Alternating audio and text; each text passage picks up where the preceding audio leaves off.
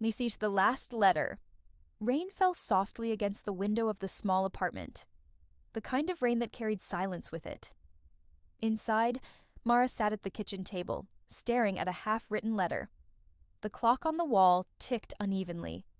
The air smelled of old coffee and paper. It had been a year since her brother Eli died. They hadn't spoken for months before the accident. Pride had filled the space between them.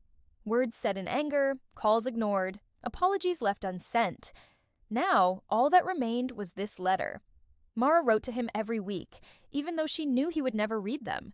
It was her way of talking to him, of pretending that somewhere beyond the silence, he could still hear her. Tonight, she wrote slower than usual. Her hand trembled. "Eli," she wrote, "I saw Mom today. She asked if I've forgiven myself. I said yes, but I was lying." Tears blurred the ink. There was a knock at the door. It was Caleb, Eli's best friend. He held a small envelope. "I found this," he said. It was in one of Eli's old notebooks. Mara hesitated before taking it. Her name was written on the front in Eli's handwriting. She sat down slowly, her fingers tracing the letters of her name. Then she opened it. Inside was a short note. "Mara, I know we don't talk much anymore, but I want you to know something.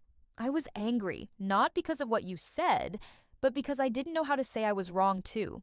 If anything happens to me, don't let the silence win. Promise me you'll keep living. Love always. Eli?" Her breath caught in her throat. The paper shook in her hands. Caleb sat quietly across from her.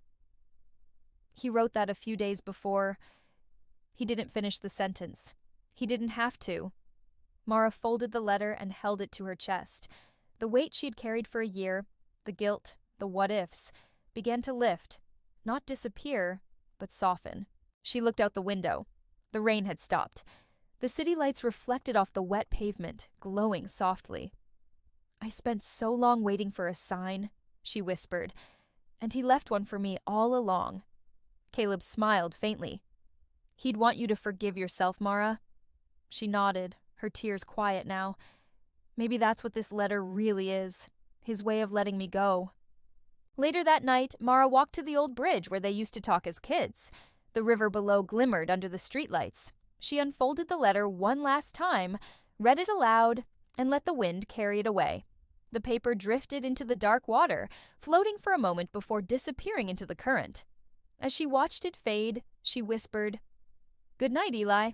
For the first time in a long time, she smiled. The silence didn't feel so heavy anymore. It felt like peace. Moral of the story: sometimes forgiveness isn't for the ones we've lost. It's for the ones still here. For ourselves.